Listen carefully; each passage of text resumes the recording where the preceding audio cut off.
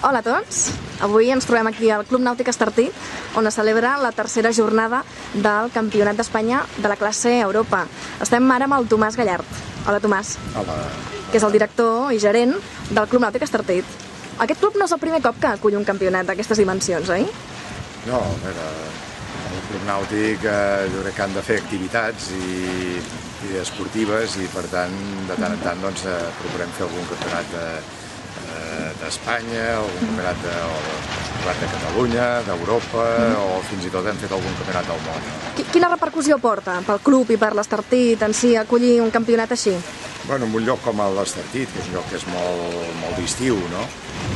S'han d'esperar fora de temporada, no? Hem de fer el mes de juny o el mes de setembre, que és l'època que ja comença a baixar una mica.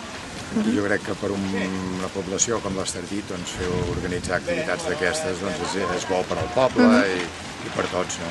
Quants participants i d'on provenen? Hi ha 78 participants.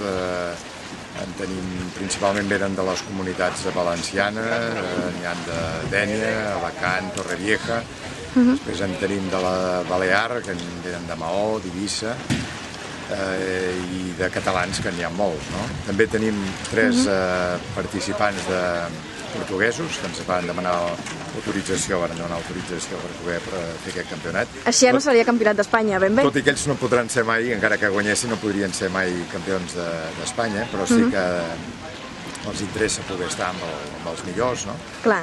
I també hi ha un argentí que estava per aquí i, per tant, doncs, entre tots som 78, que jo crec que és un bon nombre.